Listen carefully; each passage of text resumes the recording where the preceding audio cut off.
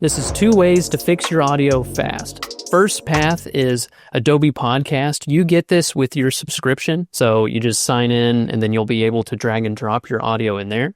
It does a pretty good job.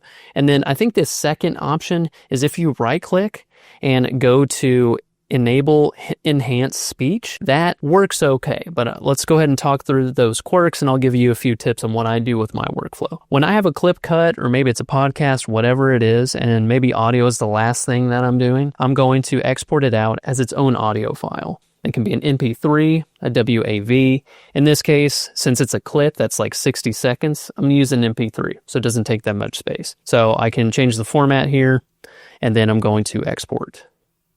All right, now that is exported, I'll go over into Adobe Podcast, and then I can drag and drop that audio, so I can pull it up and drag it in there, and it's going to do its thing. Now that this is done, you can actually listen to the playback, or you can mess with the speech and the background noise to kind of get it to where you want it. All right, then I'm going to hit download. Now with Adobe opened up, I'm going to mute the track that I had, and then put in our new enhanced audio. So now it's this nice uniform clip. And then one of the quirks with this is if you zoom in, I'm in a sequence that's 60 frames, and you can see that it's a few frames off. They add a few frames when you do this process, so I just try and cut it to size to where it looks like it's synced up with the original cut.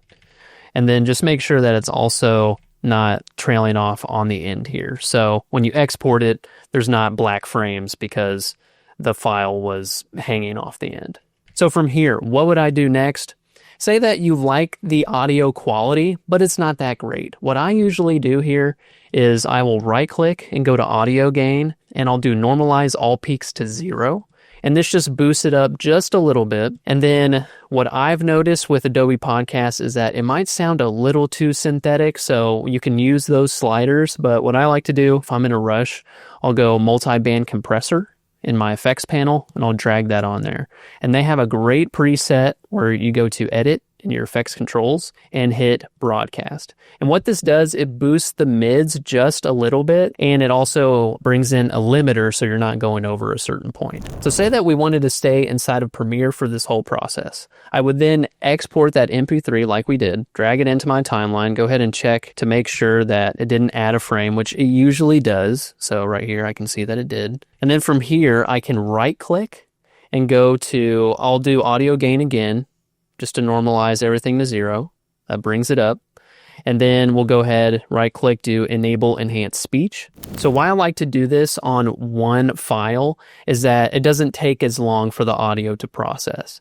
Because if you have a cut up clip with a bunch of cuts, it's going to enhance all of those different cuts individually. So that's why I like to export it out as its own file. Now, if you want to mess with these settings, you're going to go to your Essential Sound panel. If you don't have it, go to Window, Essential Sound, and then they have this enhanced speech section. So in here you have a mix amount slider that you can tweak to your liking, and then you also have this loudness, repair, and clarity. But those are 2 ways to fix your audio fast. If you want to learn another sneaky audio trick, follow me to this next video.